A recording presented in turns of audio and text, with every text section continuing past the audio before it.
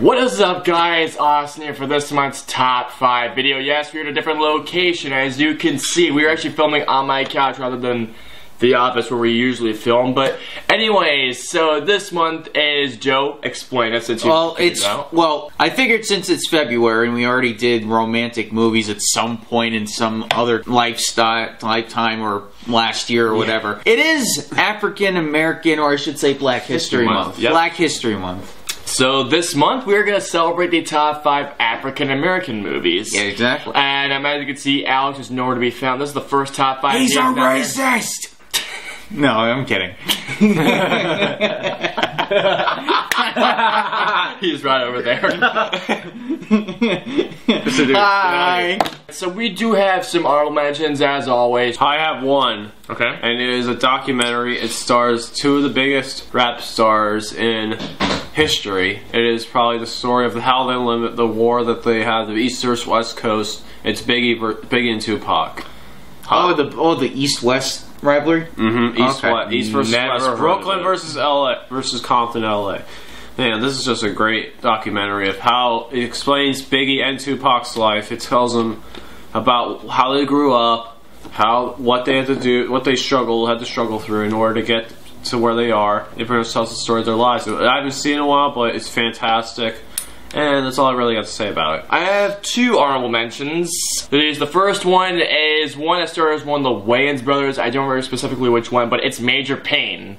David. Thank you. David! The good Wayne. Yeah, very funny movie, very funny comedy about this unconventional military boot camp person played by David Wayne who teaches these misfit kids. My next honorable mention, I don't know why I didn't finish watching this one, but this was a Spike Lee movie. It's Do the Right Thing. I didn't finish this movie. I watched like the first half an hour. It is different. It's like there's a lot of anger in this one. And the only Spike Lee movie I've seen full weight is Old Boy. Yes, those are my honorable mentions. So, anyways, let's get on to the list. Number 5. My number 5 is one of those guilty pleasure movies. This came out, I believe, in the early 2000s. It's one of those, you know, like fight the power type movies with black people in it. This is Undercover Brother. Oh yeah, it is such a guilty pleasure movie, but it has Eddie Griffin, Dave Chappelle. It's got Neil Patrick Harris. Neil Patrick Harris, thank you. It's also got Chris Kattan in it. It's stupid, but it's absolutely hysterical. It's got great acting, great jokes. It's got a lot of pop culture references. It's a funny movie. That's why it's my number 5. My number 5 is a Spike Lee movie, but it's not any of the ones you're thinking of. Oh. Probably. It's not the Ray Allen movie. It's not Malcolm X, and it's not Do the Right Thing. It's actually one that came out in the 2000s. Not only entertaining, so to speak, and I put that in quotes because of the subject matter, but it's Bamboozled. I've heard of that one. Yes. I've not seen it. Okay, this is Damon Wayans as the star of this movie, and he plays a he's a writer, so to speak, and he's trying to write blacks in like a positive light, but his boss, who's white and claims to be more black than he is, doesn't like his ideas. And he uses the N-word a lot, which offends Damon Wayans. Because of the pressure, Damon decides that he is going to write a script that is so outlandish that it's going to get him fired. Oh, God. So what he does is he takes a character from back when, you know, the whole red lips and the blackface and everything. We're going to do a show where it's all these black actors in blackface doing race, like, you know, how whites used to treat blacks. Like, it's just the subject matter alone. I mean, Spike Lee's trying to prove that there is, you know, because whites and whoever's in charge of, like, production don't really care about, you know, race and all that. All they care about is entertainment and blah, blah, blah. It's got its flaws, I'll say that much. It's not a perfect movie in any way, shape, or form. This is not even one of Spike Lee's best ones. But the only reason that Spike Lee film's on there is because I haven't seen the other ones. As flawed as it is, it's pretty good. Number 5 is a movie. It's pretty underrated. It's got a great actor in this movie, and it does a fantastic job of playing this one character who goes through a bunch of struggles and then finds success. This movie is The Pursuit of Happiness. Oh, yes!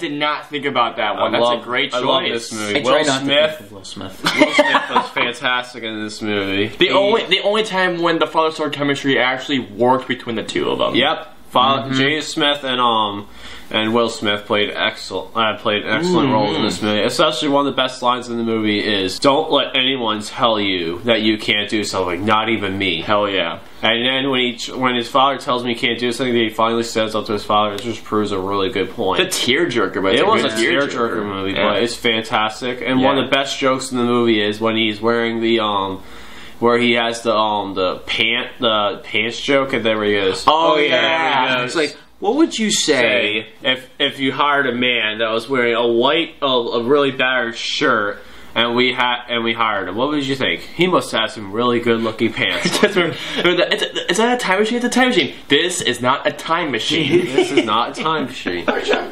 Man, and different movie. But that was why it's my number 5.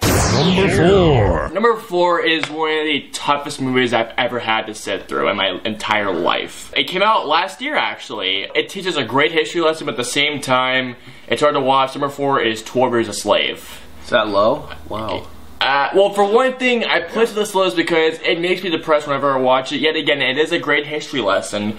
But at the same time, it's just that I don't know if I could go through that road again to get to a great ending. It really is a great movie altogether. It's just one of those movies I just cannot watch ever again. Because, I mean, it's fantastic. It's one of the best history movies ever made. I will give it that much.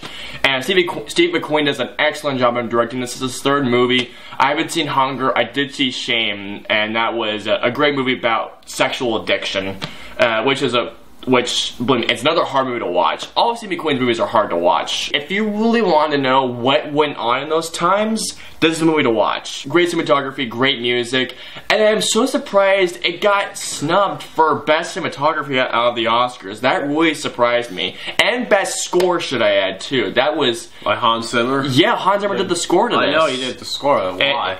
I don't know why, and plus Rush, well, that's a totally different thing. That's why it's my number 4. I'm blanking. I really am. I'm blanking here. Oh, God. You remember what number 4 was? Oh, God. You don't remember? Oh, check your phone, Joe. I didn't put it on my phone. I was like, I can memorize this. I don't need a phone to tell me what my thing is. Holy crap. You don't remember it? Oh, shit. My number 4 is also another hard movie to watch. It is one of those movies that is just so moving and emotional. You just get touched up every time by watching it. And it's very hard to watch. Number 4 is Fruitvale Station. Oh, yes. That's a very hard movie to watch. Fruitvale Station. You and I saw that movie Michael together. B. Jordan, man. He plays an absolutely fantastic performance as Oscar Grant. And how did he not get nominated for the Oscars? Bullshit! The director did a fantastic job in this movie. I don't remember his Ryan name. Coogler. Ryan Coogler. Who might be doing the Creed movie, the Rocky spinoff. I can't say much more about it. It's just really moving movie, and it's hard to watch, but it's still fantastic. That's why it's my number 4. This one is... It has a black actor in it, but for what it was back in the day, it was, the whole idea behind it was just so taboo. But number 4 is Guess Who's Coming to Dinner. Oh, that was in your top 5 romance movies, yes, wasn't it was, but I loved it so much, I put it in this one because I felt it qualified. If you've seen the romance movies, just watch that again. It's a white woman basically wants to marry a black man. She brings her husband to meet her parents, and the parents freak out because, wait a minute, this guy's black. If you saw the romance stuff, you already know what I said. It's pretty much it. My number 3 is a comedy movie. This was with Eddie Murphy. This was when he was back in his prime days. Number 3 is Coming to America. Same with mine. I still haven't seen it yet. Same with mine. Oh, yeah, it is fucking hysterical how, basically, if you guys have not seen Coming to America, Eddie Murphy stars as a prince who has been arranged a marriage, but he doesn't want the girl that he has been arranged a marriage for, so he decides to go to America, specifically to New York City, to basically live his own life and to find Royal Oats. Yeah, to find a woman and to get married to someone. But it's I don't remember too much about it. But Joe, if you remember, that's Arsenio Hall's sidekick. Yeah, they go to New York and they're trying to get accustomed to the life of the '80s in New York. Yeah. They change clothes, they get different haircuts, they get a job at a McDonald's ripoff restaurant. They meet the girl that's the daughter of the manager there. And chaos ensues when the parents from Africa come and they want to get their son back. His royal oats have been served well enough. The scene where they're introducing the wife. Oh, yeah. My friend Jonathan would always say to me, this is probably what happens when the doorbell rings. And then the guy's singing and he's like, oh, your pizza is here with cheese and pepperoni and mushrooms and extra breadsticks. Funny as hell. I mean, you'll get a kick out of it. It's definitely. Maybe I'll see it tomorrow. It's basically. It's in my top 5 Eddie Murphy films for sure. It's in my top 3 actually. I would say it's in my top 5 comedies. Really? Yes, I would put it up there. It's in my top 20 comedies. I had a lot of fun with this one. Yeah, this is why this is our number 3. You. 3. Yeah, what do you got? Number 3 is one of the most action-packed African-American movies I've ever seen. It stars one actor who stars, directs, produces it. It's just an amazing movie. It's fantastic. Got its own TV spin-off. Oh. Number 3 is Dynamite. Black Dynamite. I've heard of that one. I haven't seen Black Dynamite is probably one of the best freaking movies, one of the best action movies I've ever seen. It's so freaking awesome. Like, it's so cheesy at times, but it's just so kick-ass. Michael J. White stars at Black Dynamite. He just kicks so much ass in the movie. Then you also have Green Corn Bumblebee, and you have all the other side characters in the movie. It's just awesome. And then when he fights President Nixon in the movie.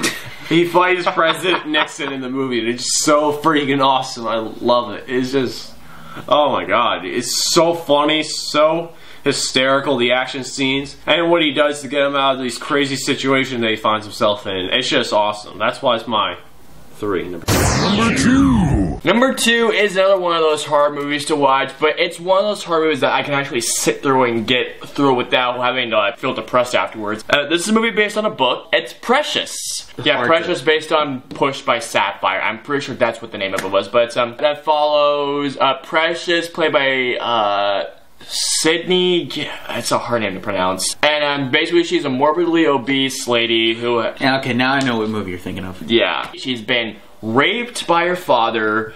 She's been emotionally raped by her mother. Basically, she's living a shit life. When she discovers she's pregnant for the second time, again, her father's child yet again, she gets kicked out of her school and has to go to a different school. And her mother, basically, is the biggest bitch you'll ever see on film. Got great acting from the main actress, from Monique is in it. That's who plays her mother. Wow. Mariah Carey's in it. 12 Years a Slave, it is just a non-stop barrage of depressing stuff the entire time. It's a non-stop barrage. With this one, you get glimpses of happiness into it. Like, Precious at times gets these like daydreams of where she's loved by everyone and everything. She has this she goes to like a singing competition at one point.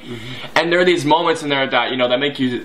It's like, oh yeah, that's right, she's gonna get fucked up in the next scene. It got nominated for Academy Award. Monique won for Best Supporting Actress. Yes, she did. And rightfully so. She did a great job as being a total bitch of a mother. I mean, my god. But anyways, that is why Precious is my number 2. Okay, my number 2 is a very, very old blaxploitation movie. Oh, one of those. Yeah. You remember have you ever seen any of those?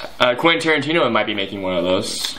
But I mean back in the 70s when it was widely popular. Nope. Okay, alright. First 5 minutes of the movie, you'll probably be going, what the hell am I watching? It's called Sweetback Sweet's Badass Song. And yes, that is how it is literally said. Badass. Yeah. It's a long title for a movie, but I've never even heard of it. Yeah. Nope. Well, Sweetback Sweet is not only is he a playa with pretty much all the women, he's pretty much like he's a ladies' man. He's a black ladies' man. But he's literally like Shaft, but except he's not as cool as Shaft is. But he does something that causes the white police officers to take him for a crime or something and put him in prison the rest of his life. So they go all out of their way to try to chase him, and his plan is to go all the way to the border to get to Mexico so that they can't persecute him over there. They use the soundtrack as a way to encourage Sweetback. It's like, run, Sweetback, run! Come on, go, feet! Come on, run, and go! You can do it. You're our hero, and everything like that. And the chief goes, "Fuck the reporters!" oh God, they're just the whole white cops. Was evil. The Sweetback Sweet is good, and he's the one that's gonna make sure that he doesn't get caught. I mean, he's out in the desert trying to fight for his life. Sounds good. Yeah. It's good, but at the same time, it's very, very weird. Oh, this is weird. It's way different. This is weird. Okay. Weird as hell. Number 2 is weird. My number 2 is Austin's number 4, and that is 12 Years a Slave. Oh. 12 Years a Slave is probably one of the most important historical movies I've ever seen in my entire life. It pretty much portrays slavery down to its exact detail. Chiwetel Ejiofor, Michael Fassbender, Benedict Cumberbatch. I'm trying to remember the girl's name. Lupita Nyong'o or whatever. Yeah, Lupita Young, whatever. Yeah, her name is. They were all fantastic in this movie. There are so many great scenes in this movie. It's just hard to watch at points, especially when the girl's getting whipped. Stephen Queen does an excellent job directing this movie. It is just one of those movies that's so hard to watch and sit through, but it's worth it at the end. There's a great ending in the movie. Yeah. That's why it's my number 2, because Austin pretty much explained what I wanted to say about this movie. It's number 1. My number 1, alright, remember how I said 12 Years a Slave makes me depressed whenever I watch it? Well, my number 1 is the movie that when I watch it, this is basically the remedy of that movie. My number 1, Django Unchained. Same as my number 1. Basically, okay, it's Quentin Tarantino. It's my second favorite Quentin Tarantino movie of all time, Behind Inglourious Bastards. Agreed. And, Pulp Fiction?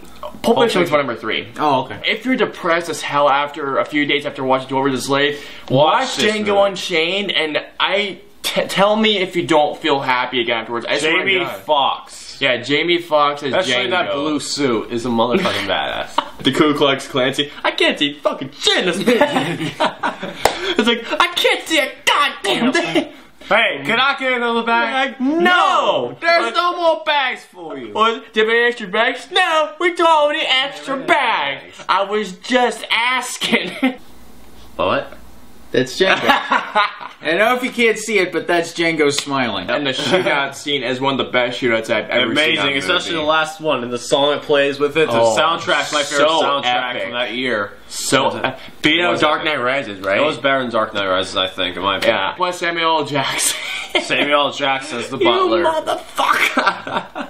Oh yeah, the gunhouse scene, and then when he gets caught, and then Quentin Tarantino makes his cameo in the movie when you get to see it. Yeah. That was a great funny ass scene. It's Quentin Tarantino, so you know, Quentin Tarantino, I have not seen a movie from his that I hate. I actually like Death Proof. I thought that's a very underrated movie. I loved Kill Bill, love Pulp Fiction, and Glorious Bastards. It's one of my favorite movies of all time, should I add. You ever seen Reservoir Dogs?